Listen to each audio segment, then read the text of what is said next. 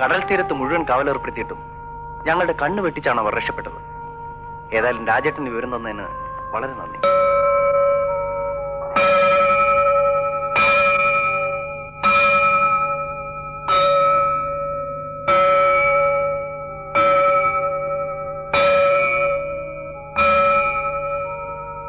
അപ്പൊ ഞാൻ ഇറങ്ങട്ടെ. Okay, good night.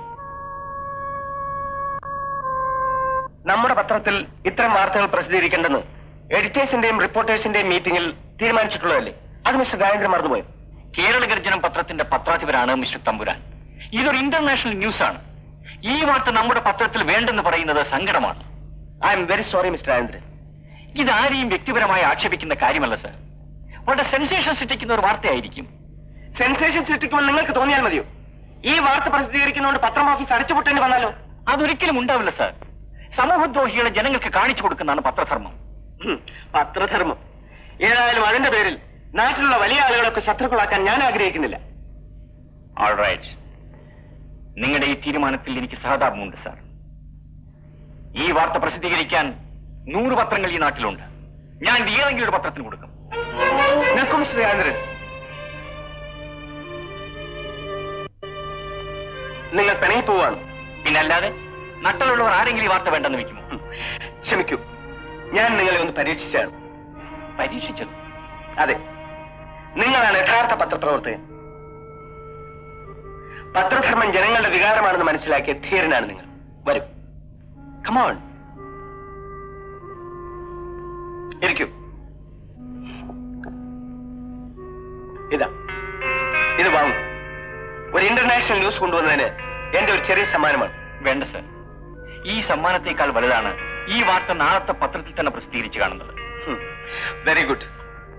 രാജേന്ദ്രനെ പോലുള്ള ആദർശശാലികളാണ് കേരള ഗർജനത്തിന്റെ സ്വത്ത്.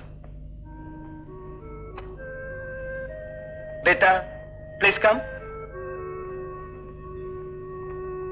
സർ. ബേറ്റ, ഹോട്ടൽ സീ ലാൻഡ്സിൽ ഒരു ടേബിൾ ബുക്ക് ചെയ്തേക്കും. Four 2 persons. Yes sir. Come on mister Rajendran, നമുക്കിന്നൊന്ന് ആഘോഷിക്കാം. Come on, come.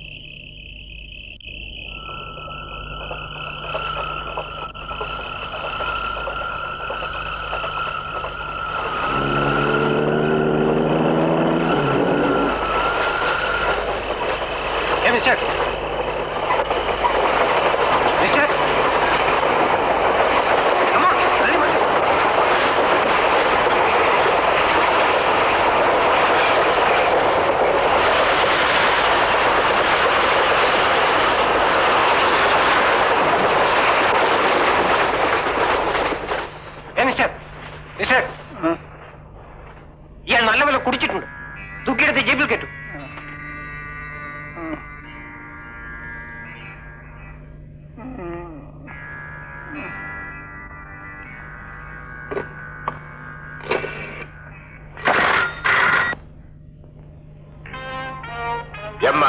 ഞാനാണ് തമ്പുരാൻ.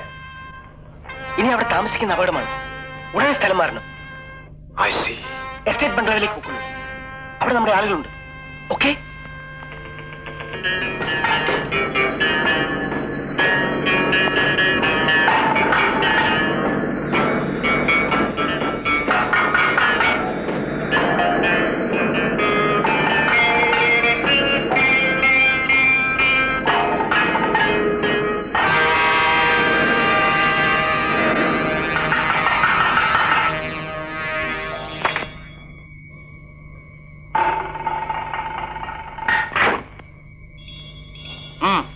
ഇറങ്ങി വരൂ.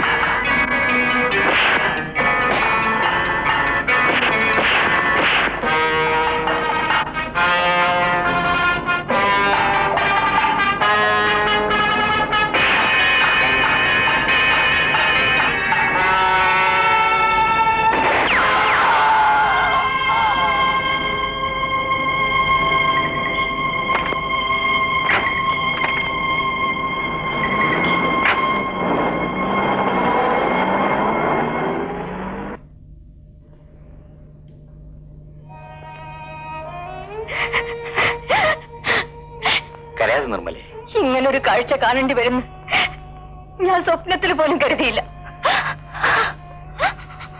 ക്ഷമിക്കൂ നിർമ്മലെ. മദ്യപിച്ച് പരിചയമില്ലാത്ത ഞാൻ പത്രാധിപർ നിർബന്ധിച്ചതുകൊണ്ട് ആദ്യമായി ഇന്നലെ ഞാൻ അല്പം കുടിച്ചു.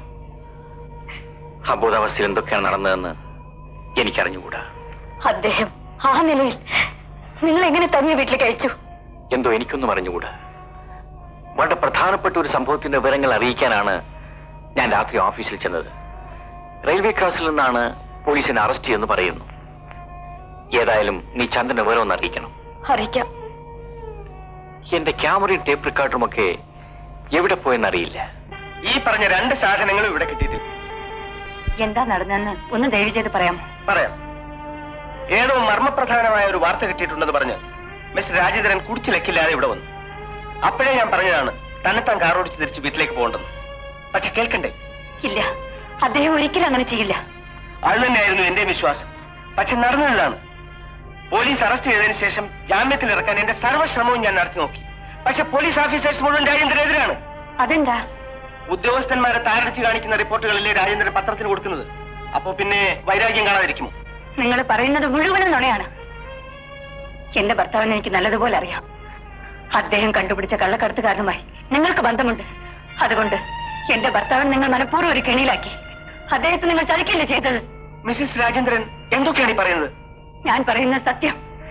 നിരപരാധിയായ എന്റെ ഭർത്താവിനെ ജയിലിലടയ്ക്കാൻ നിങ്ങൾക്ക് കഴിയും. പക്ഷേ സത്യത്തിന്റെ വാമൂടി കെട്ടാൻ ഒരിക്കലും നിങ്ങൾക്ക് കഴിയില്ല. എന്റെ ഭർത്താവിന്റെ കഴിവുകളെ മാനിക്കുന്ന 100 പത്രങ്ങൾ ഈ നാട്ടിലുണ്ട്. ആ പത്രങ്ങളിലൂടെ നിങ്ങളുടെ ഈ വഞ്ചനയുടെ കഥ ഞാൻ പുറത്തു കൊണ്ടുവരും.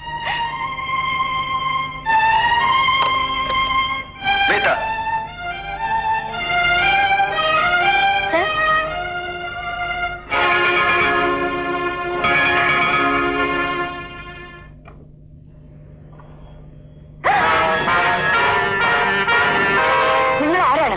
ഈ മുറിയിൽ എങ്ങനെ കിടന്നു? ന്യായമായ ചോദ്യം. ഞാൻ ആരാണെന്ന് തൽക്കാലം അറിയണ്ട. ഏത് പൂട്ടിയ മുറിക്കുള്ളിലും കടക്കാൻ കഴിവുള്ള ആളാണെന്ന് ഇപ്പൊ മനസ്സിലായില്ലേ? അത് മതി. നിങ്ങൾക്ക് എന്ത് വേണം?